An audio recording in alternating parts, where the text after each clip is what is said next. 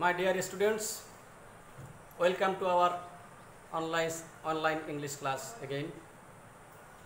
তোমাদের নিশ্চয় স্মরণ আছে গত সপ্তাহে আমরা ন্যারেশনের উপর আলোচনা করেছিলাম, ন্যারেশন পড়িয়েছিলাম।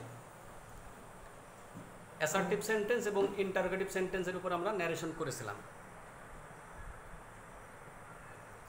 তো আজকে আমরা আলোচনা করতে যাচ্ছি ইম্পারেটিভ সেন্টেন্সের উপর ন্যারেশন। তো ইম্পারেটিভ সেন্টেন্সে ন্যারেশন করতে গেলে ইম্পারেটিভ সেন্টেন্স কি সেটা অ্যাট ফার্স্ট আমাদেরকে জানতে হবে। আশা করি তোমরা জানো ইম্পারেটিভ সেন্টেন্স কাকে বলে। ইম্পারেটিভ শব্দের অর্থ হলো অত্যাবশ্যকীয়, অনিবার্য, অপরিহার্য। তো যে সেন্টেন্স আমরা জানি যে আদেশ, অনুরোধ, উপদেশ, নিষেধ ইত্যাদি প্রকাশ পায় সেটা ইম্পারেটিভ সেন্টেন্স। এবং এই সেন্টেন্স শুরু হয় সাধারণত যদি বাক্যটি অ্যাফার্মেটিভ হয় অর্থাৎ হ্যাঁ বোধক হয় তাহলে শুরুতেই verb,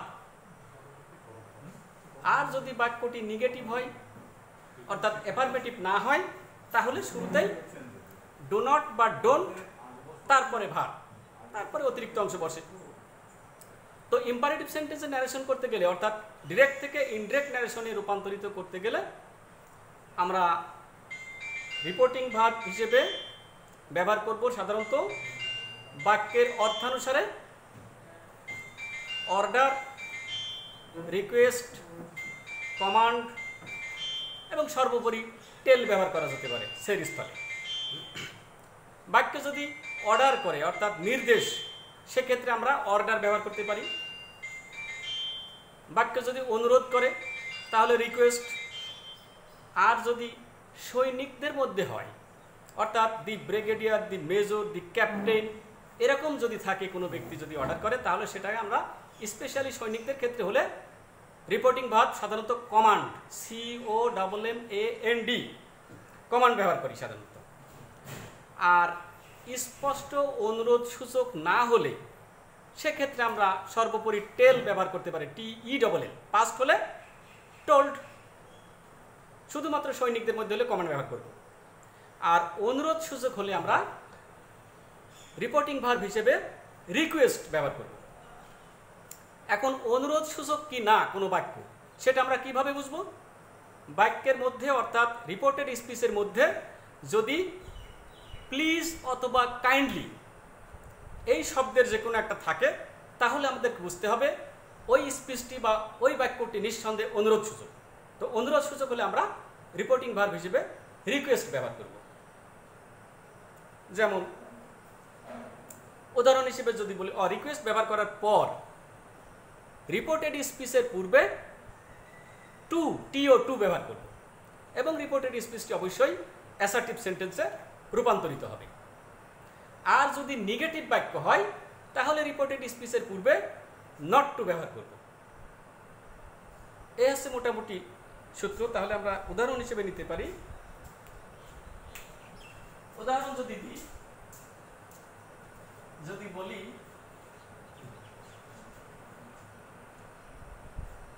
Roni said to me, Roni আমাকে বলল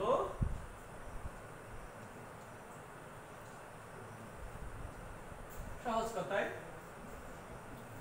do this work.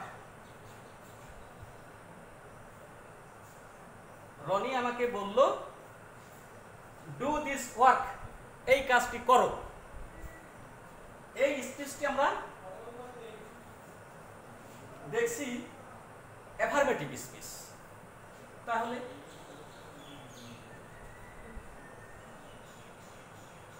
Roni told me that, sorry, that night Ronnie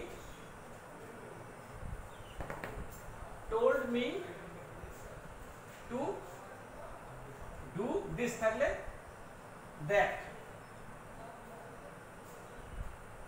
what, এটা যদি আমরা মনে করতাম যে রনি আমাকে অর্ডার করছে তাহলে Roni ordered me to do that work, এটাও হতে পারতো।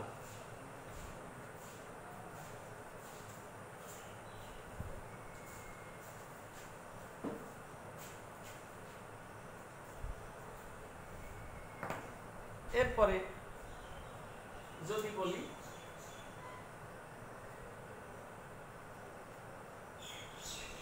Sheila said to me,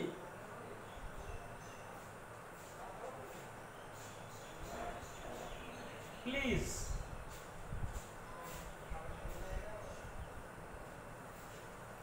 lend me some money. Please lend me some money. Please lend me some money. শিলা আমাকে বলল কি, দয়া করে আমাকে কিছু টাকা ধার দাও। এটা যদি বলে তাহলে আমরা দেখলাম যে এই বাক্যে স্পষ্ট অনুরোধ করছে আমাকে, অনুরোধ সূচক। তাহলে আমরা কি লিখব? শিলা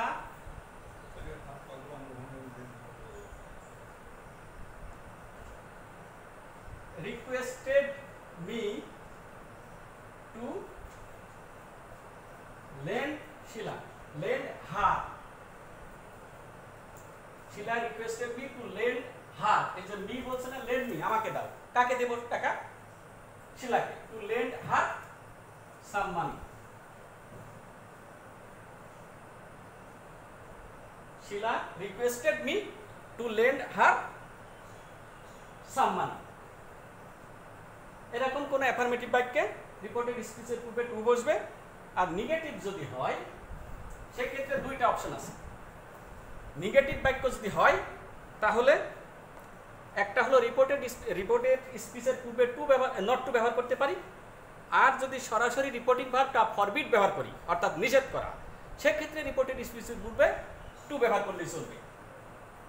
তাহলে আমরা একটা নেগেটিভ বাক্য, এই দুটি আমরা দেখলাম, এই দুটি অ্যাফার্মেটিভ বাক্য।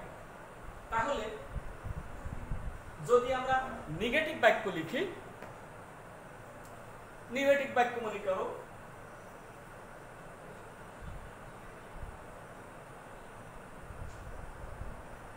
মাদার সেড টু মি, আম্মু আমাকে বললেন, আম্মু বললেন, সহজ কথায় সরি নেগেটিভ বাক্য, নেগেটিভ বাক্য যদি বলি, আম্মু আমাকে বললেন,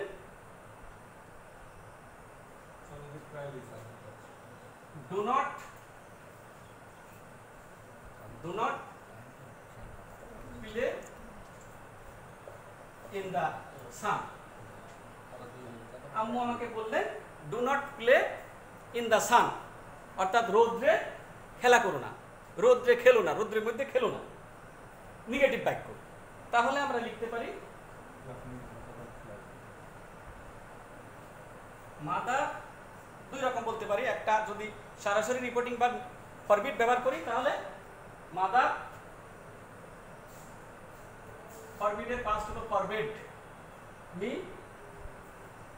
to play, forbid me, mother forbid me, আমাকে নিষেধ করলেন, forbid me to play in the sun. Mother forbade me to play in the sun. আম্মু আমাকে রোদ্রে খেলতে নিষেধ করলেন। অথবা যদি আমরা রিপোর্টিং ভার্ব টেল ব্যবহার করি, অর্থাৎ তাহলে হবে mother told me not to play in the sun. আম্মু আমাকে রোদ্রে না খেলতে বললেন আর নিষেধ করলেন, রোদ্রে খেলতে নিষেধ করলেন, একই অর্থ।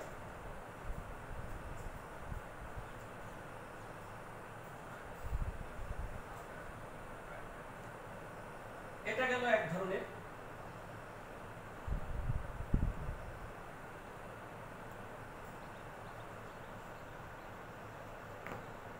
আর যদি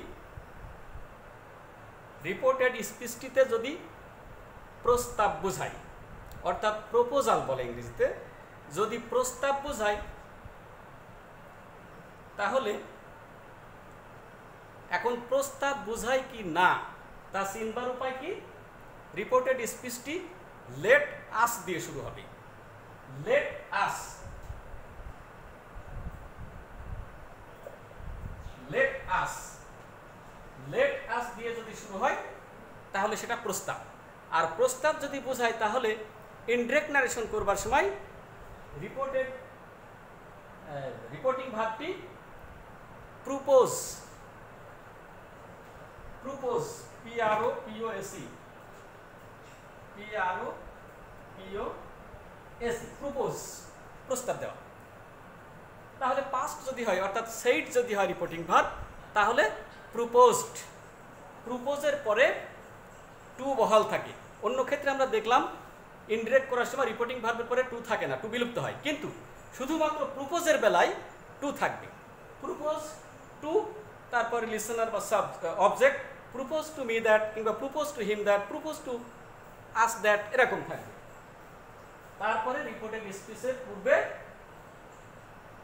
শুড এবং সাবজেক্ট বসবে, সরি, রিপোর্টেড স্পিচের পূর্বে দ্যাট বসবে, তারপরে শুড এবং সাবজেক্ট বসিয়ে লেট আস বিলুপ্ত করতে হবে, অর্থাৎ লেট আসের বদলে সাবজেক্ট এবং শুড বসবে। আর রিপোর্টেড স্পিচের পূর্বে যথারীতি দ্যাট বসবে অ্যাসার্টিভের মতো। তাই যদি হয় তাহলে একটা উদাহরণ, রিপোর্টেড স্পিচটা অবশ্যই অ্যাসার্টিভ সেন্টেন্সে রূপান্তরিত হবে, এটা তো বলার অপেক্ষা রাখে না।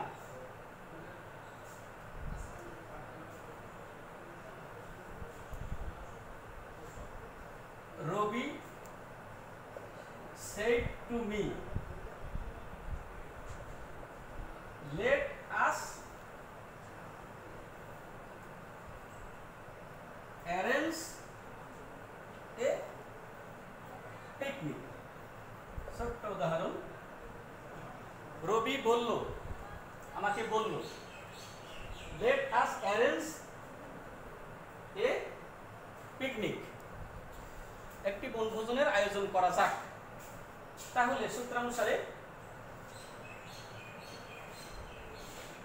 রবি proposed to me that, let us এর বদলে সাবজেক্ট এবং শুড। তাহলে সাবজেক্টটা কি হবে? সাবজেক্টটা এখন শনাক্ত করতে হবে কিভাবে? লেট আস বিলুপ্ত করে সেখানে সাবজেক্ট করতে হবে এবং শুড বসবে, তারপরে ভাবতে হবে বাকি অংশ। এখন সাবজেক্টটা যদি স্পিকার অর লিসনার যে কোনো একটা যদি ফার্স্ট পারসন হয় তাহলে সাবজেক্টটা অবশ্যই first person plural, that means we. তাহলে Robi proposed to me that we should arrange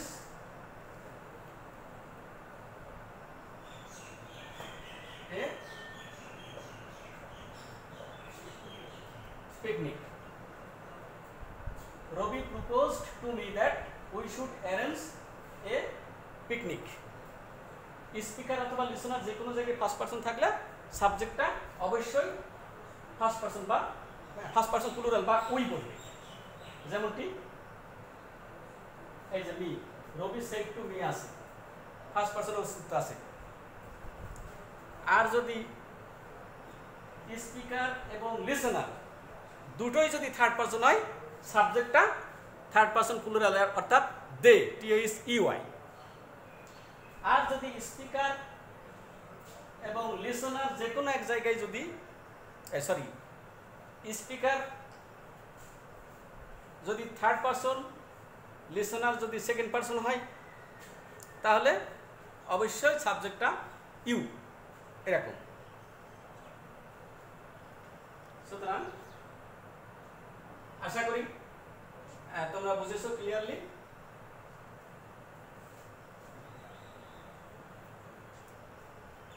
a সম্পর্কে আর কোনো সমস্যা থাকার কথা না, অর্থাৎ প্রস্তাব বোঝালে লেট আস দিয়ে শুরু হলে যেটা হয় ইনডিরেক্ট করার সময় সেটা আমরা বুঝলাম এতক্ষণে। তো থ্যাংক ইউ ভেরি মাচ।